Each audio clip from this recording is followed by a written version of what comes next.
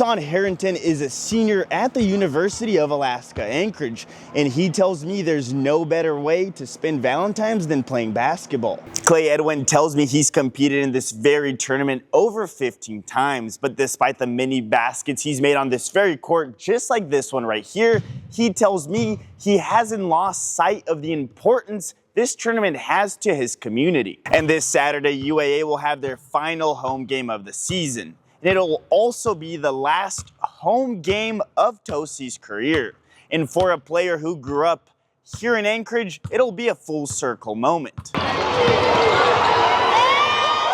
It's just honestly unbelievable that we're here right now. Corey Deering is the head coach of the EEC basketball team, a team competing in the Alaska School Activities Association's March Madness tournament for the first time in history. They knew that that was the goal, and so they worked hard at practice, they competed hard during the games, and they ultimately won. And Deering came to EEC all the way from Kentucky. You know, in Kentucky, basketball is a big thing. You know, Kentucky basketball, Rupp Arena, you know, right? So growing up just watching that and listening to that, watching that, I'm like, man, I want to be taking a team to state. And, you know, the EEC boys have given me that opportunity to do so. EEC is a remote Yupik village in the Bethel census area with a population of about 400 people.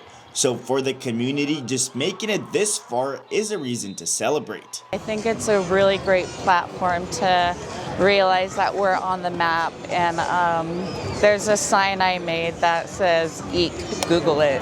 Around the world, February 14th is seen as a day of love, a day where roses are given and love poems are written. But this year in Anchorage, Valentine's Day will also be a day for basketball. That's because the biggest day of love will also be the day UAA basketball takes on their rivals Fairbanks. Singles, couples, you know, whoever wants to catch a good basketball game can come show support on Saturday.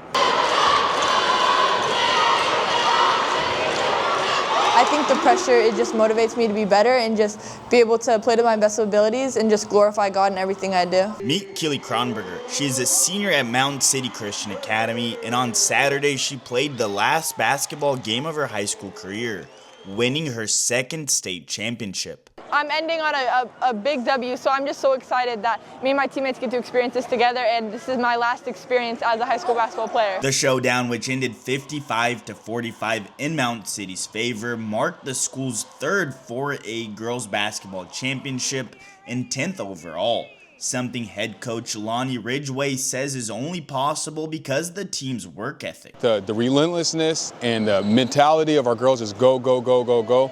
It's amazing. Coach Ridgway tells me he went into the final never having won a state championship before.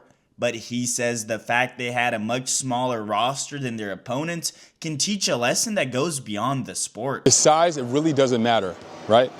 The amount of numbers, they're just statistics, like all those things, it doesn't matter. What really matters is the heart of the person behind it, and the heart of the team, and the heart of the culture. And now, with the basketball season over, the champions get a chance to rest. Coach Ridgway says he's excited for the next wave of talented players coming to Mount City, and that he hopes to win again next year. While Keely will never play another high school basketball game, she is a D1 commit and will play at an even higher level next year.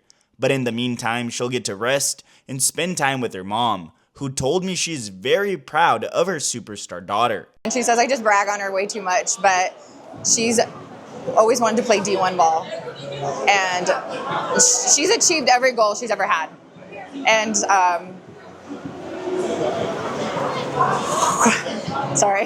Nathan Espindula, your Alaska Link, Anchorage. Even after the final buzzer, one thing is for sure. Rusty Osborne is a Seawolf for life. I'm 62, 35 years, that's over half my life. You know, I wasn't born here, I wasn't raised here, but I'm an Alaskan. And to end this story about a man who showed that being a great basketball coach goes beyond the hardwood, he had one final message for the community. Thank you for, a great 35 years. Dr. Steve Cobb always said it was a great day to be a Seawolf. I said it in the press release. It's been a great life to be a Seawolf. Nathan Espindula, your Alaska Link, Anchorage. My name is Clay Edwin from the Tanana tribe, playing for Hog Construction. And we're representing our communities and who we are as human beings out here. Edwin is one of many players who are competing in the All-Alaska Native for Rondi basketball tournament. For him, the annual tournament is a chance to have fun playing ball and represent where he's from. It matters because we don't get to play basketball as much in Alaska due to the harsh weather storms.